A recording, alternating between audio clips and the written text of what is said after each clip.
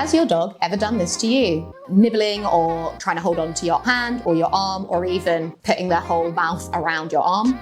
Did you know that this could actually be a form of frustration? This is one of the reasons Storm the German Shepherd came in for her training at Royvon.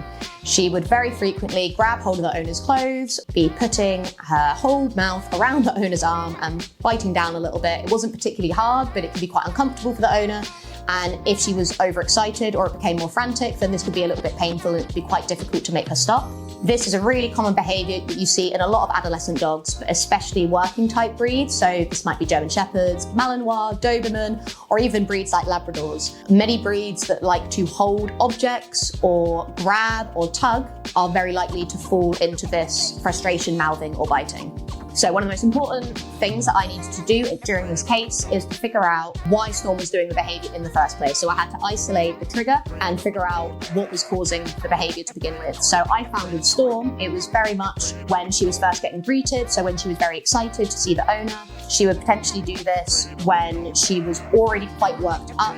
So maybe during play, and when the play stopped, that was pretty typical as well. So if the owner was doing some tugging with her and then suddenly stopped everything, this could then cause her to jump up and start mouthing. She would also do this when she was getting touched when she didn't necessarily want to be. So again, this is really common with working type breeds in adolescents. They don't always want to be touched, especially when they're playing. I often saw her do this as well when she started to get frustrated with what I was asking her to do. So particularly if I was getting her to do mat training or doing calm behaviours like sit or down, she would find this quite difficult, and this would then cause her to start grabbing onto me and getting frustrated.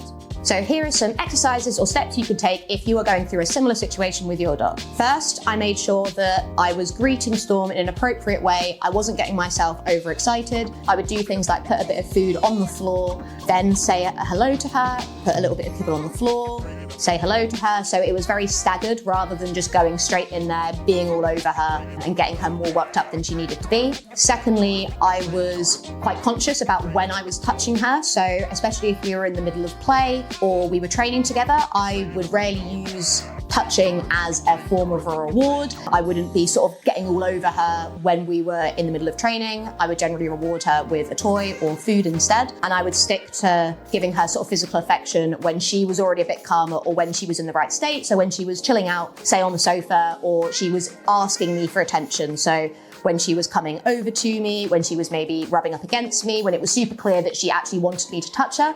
But otherwise, I would be careful and considerate about when I was actually touching Storm. The third thing was to make sure that Storm could learn to transition between different exercises. So I wouldn't just play with her and suddenly stop, or even do a training exercise and suddenly stop. I would do something to help her go from excited to calm. So this could be something like 1, 2, 3. It could just be giving her a bit of time to sniff and check stuff out in the field before moving and doing something else with her. But it was really important that she was able to come down from that excitement rather than me just suddenly stopping. The fourth step was to make sure that Storm could work through frustration and she could learn how to think by herself. So one thing that I found really useful for her is teaching her automatic sits and downs rather than me always telling her to sit or down, as this could often cause her to get really frustrated and worked up. So we did a lot of work on me just being very patient with her, rewarding her for when she sat automatically, rewarding her for when she went down automatically, so that rather than me needing to constantly tell her what to do, she was figuring out how to do it by herself.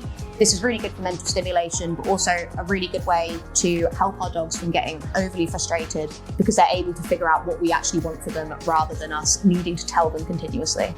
And finally, one of the most important things to do if we have a dog with this type of behaviour is to make sure that they do have an outlet for this behaviour. Many of these types of dogs naturally like to hold something or like to grab, so doing things like tugging or even retrieving can really, really help our dogs learn that they can do this behaviour on something that's appropriate, not on our arm. If you're doing something similar with your dog, why don't you try out these tips and see if they work? If you need any more help, why don't you give us a call, book in an assessment, and we can help you further with your own dog.